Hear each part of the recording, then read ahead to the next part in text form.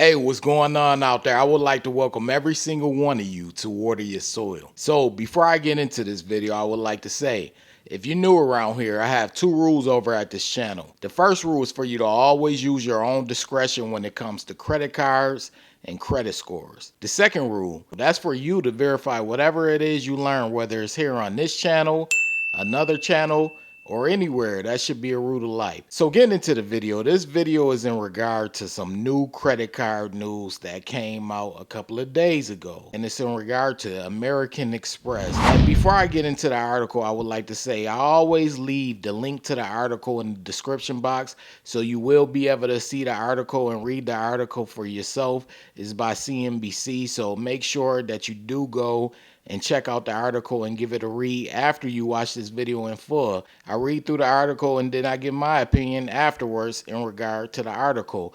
But we're going to get right into it. Let's not waste any time. The article reads, American Express CFO says spending picked up at a year end thanks to millennials and Gen Z. And the article was published January 24th, 2025, and it was posted by Hugh Sun. Now, the thing about CNBC is they always post key points. And for the key points, it reads, American Express affluent card holders got comfortable spending more freely again late last year, Chief Financial Officer Krista Lacallick told CNBC. Spending on Amex cards jumped 8% year over year in the fourth quarter after slowing down from a 7% growth rate early in the year to 6% in the second and third quarters, according to the firm's earnings presentation. The pickup was especially fueled by millennials and Gen Z users who spent more on experiences such as travel and entertainment. Now, reading that confirms a lot of things over at this channel, because I've been doing these type of videos on news articles and on credit card debt and what's going on with the spending and the balances and things like that. And people will often come by and they'll say things like, hey, people are spending just to get by. They're not spending on things like travel and things like that. And I continue to voice my opinion stating that people are doing discretionary spending. Yes, there are people using their credit cards for everyday essentials. However, as this article is going to show you, which is why it's important that you stick here for the full article, people are out here doing discretionary spending. They're spending on travel, and not only spending on travel, you're going to find out in this article what type of travel they're actually using their credit cards for, and it might surprise you. Some of you may be surprised, but some of you may not be surprised, especially if you've been around this channel for a while. But let's get into the article. It says, American Express's affluent card holders got comfortable spending more freely again late last year, Chief Financial Officer Krista Lacallick told CNBC. Spending on Amex cards jumped 8% year over year in the fourth quarter after slowing from a 7% growth rate early in the year to 6% during the second and third quarters, according to the firm's earnings presentation.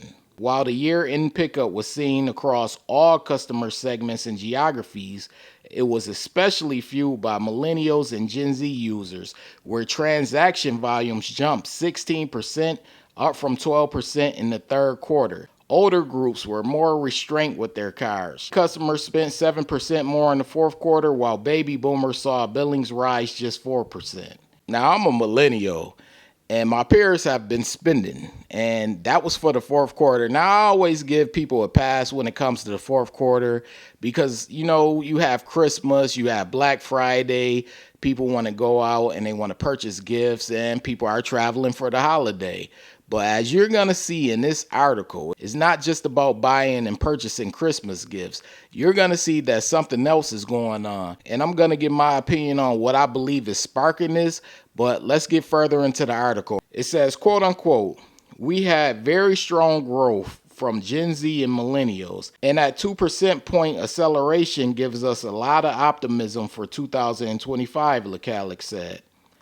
Elevated transaction levels have continued into the first 3 weeks of this year, he added. Younger Americans are said to spend more on experiences rather than goods, and that is reflected in the results from Amex, which along with rival card issuer JP Morgan Chase dominate the market for high-end credit cards. Travel and entertainment billings rose 11% in the quarter, compared with 8% for goods and services. The boost in travel came from airline spending, which rose 13%, with spending for business class and first class airfares up 19%, according to Locality. Amex shares fell more than 2% in midday trading Friday after the company reported earnings and revenue that were roughly in line with analyst expectations. Shares of the New York-based company have been on a tear over the past year, hitting a 52-week high on Thursday. It says, quote unquote, "We are encouraged by accelerating billings growth as we believe it will be a key factor for Amex to meet its aspirational target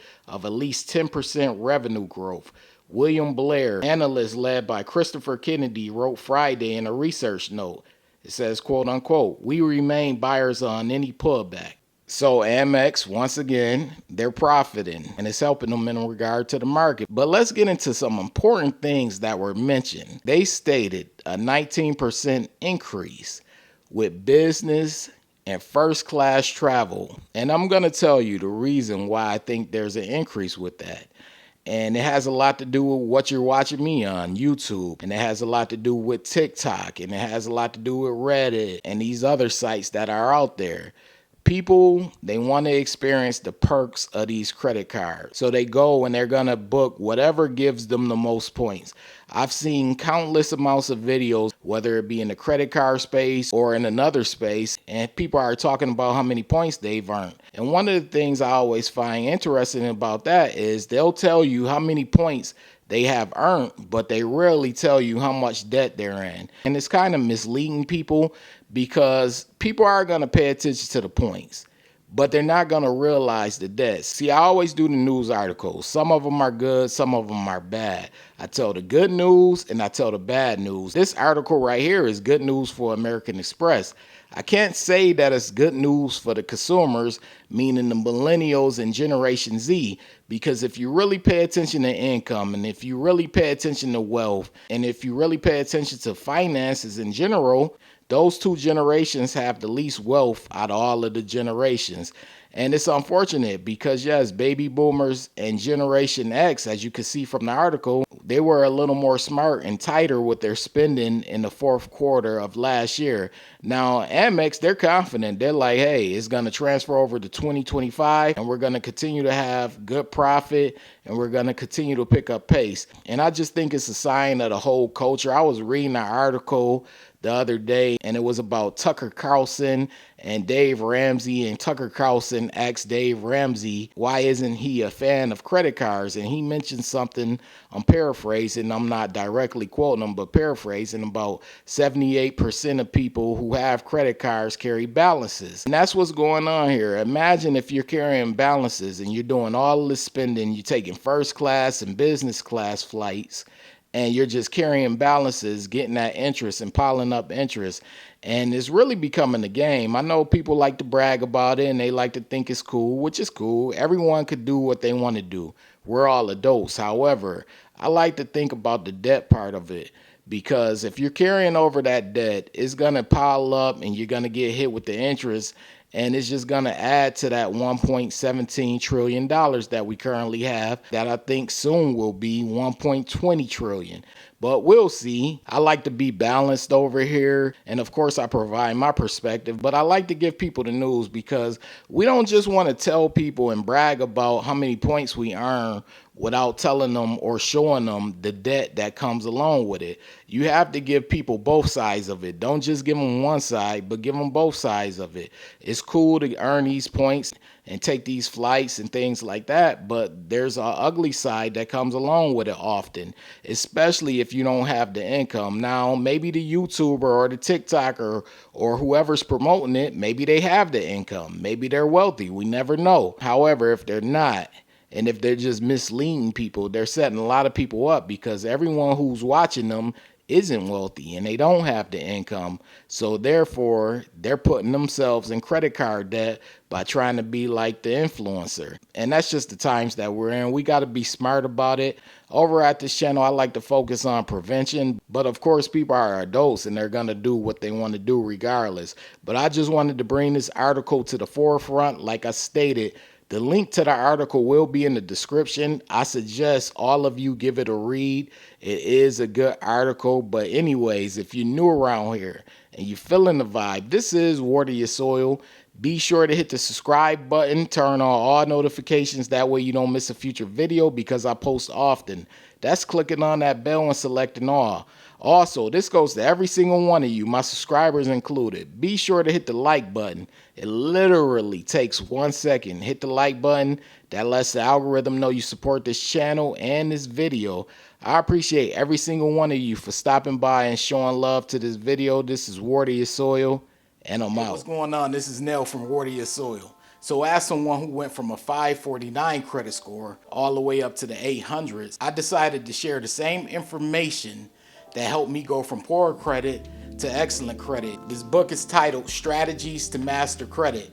I put everything in this book, everything that helped me go from poor credit to excellent credit. All of the information is in this book. So I want you all to purchase this book. A lot of you have already purchased it, but it's available currently right now on Amazon.com and also MasterCreditBook.com. It's titled Strategies to Master Credit. You want this book. It has all the information needed in order for you to go from poor credit to excellent credit, or just simply maintain your good or excellent credit score. So get the book ASAP. And if you want something more in depth, you could take the course over at www.wateryoursoil.com. It's more in depth. There are actually chapters in this course, and it walks you through basically how FICO credit scores come about and how they're determined. And really, once you learn how FICO scores come about and the concept of credit scores, then you're pretty much on your way to either going from poor credit to good credit, or just maintaining a good or excellent credit score. So if you want something more in depth, I have the course over at www.wateryoursoil.com. All right.